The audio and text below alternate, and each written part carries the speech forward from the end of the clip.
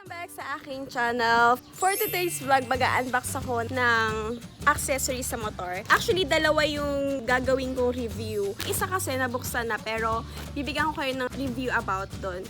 So, this one is MOCC motorcycle horn. Nabili niya sa Shopee for 290 pesos, including delivery fee.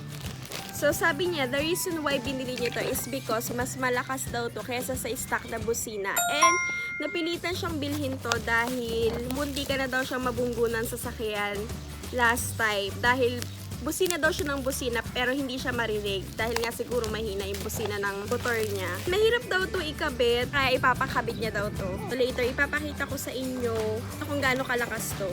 Ito siya, MOCC.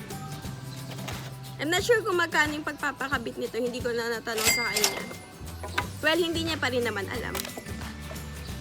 May tornilyo pang kasama ito. Next naman is, bibigyan ko na lang kayo ng review dun sa isang binili niya. Kasi nabuksan niya na at hindi na siya nakapaghintay na ikabit.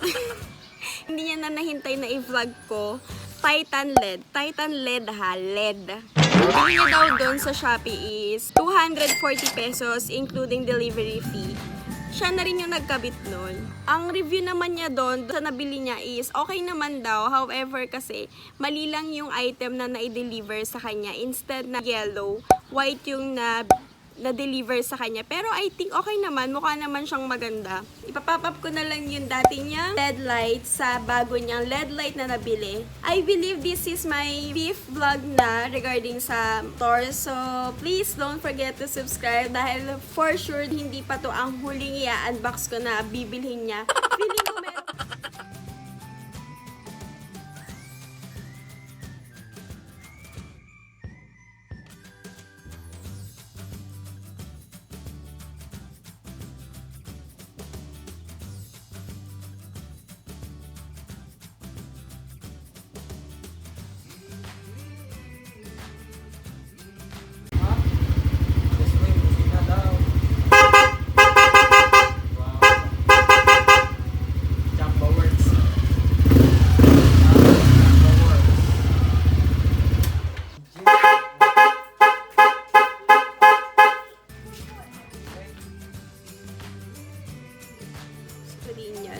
So, yun lang guys. Kung bago lang kayo sa akin channel, please don't forget to subscribe and click nyo na rin po ang like button kung nagustuhan nyo ang aking vlog. And i-click nyo na rin po ang notification bell para updated kayo sa aking mga bagong uploads. Bye!